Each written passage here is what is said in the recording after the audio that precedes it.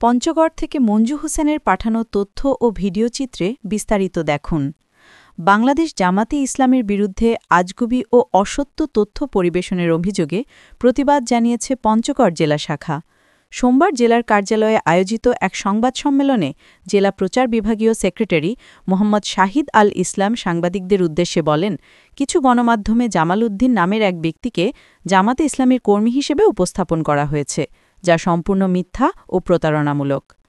জানা যায়, জামাল উদ্দিনের বিরুদ্ধে ধর্ষণের অভিযোগ দায়ের করেছেন তার স্ত্রী নাবিলা আক্তার। তবে জামাল উদ্দিন ২০২৪ সালের ১১ মার্চ সংগঠনের কর্মী হলেও ২০২৫ সালের ২২ মার্চ বিভিন্ন ত্রুটির কারণে তাকে সংগঠন থেকে বহিষ্কার করা হয়। ফলে তার সঙ্গে জামাত ইসলামের কোনো সম্পর্ক নেই।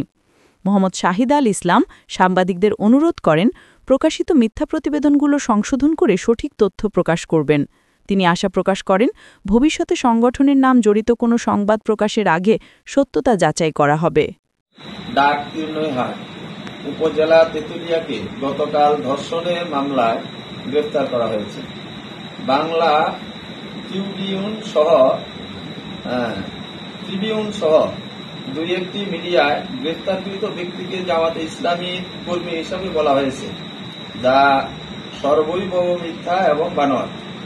নাবিলা আক্তার নামে সে মহিলা মোহাম্মদ জামাল উদ্দিনের বিবাহিত স্ত্রী। ১ বছর যাবত তার ভরণ পোষণ না দেওয়ার কারণে মেয়ের নানি পরিকল্পিতভাবে ধর্ষণের মামলা দায়ের করে। কথিত জামাল উদ্দিন ৩/১১/২০২৪ তারিখে সংগঠনের কর্মী হয় এবং বিভিন্ন রকম চারিত্রিক ত্রুটির কারণে তাকে ২২/৬/২০২৫ তারিখে সংগঠন থেকে বহিষ্কার করা হয়। সুতরাং বর্তমানে তার সাথে বাংলাদেশ জামাত ইসলামীর কোন রকম সম্পর্ক নেই।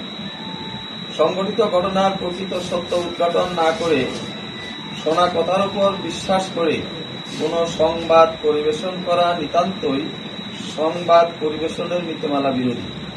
অতএব আমরা বাংলাদেশ জামাত ইসলামী পঞ্চগড় জেলা সংগঠনের পক্ষ থেকে সাংবাদিক ভাইদেরকে অনুরোধ করব, প্রকাশিত মিথ্যা সংবাদটি নিজ নিজ সংবাদপত্র থেকে প্রত্যাহার করে সঠিক সংবাদটি প্রচার করবেন।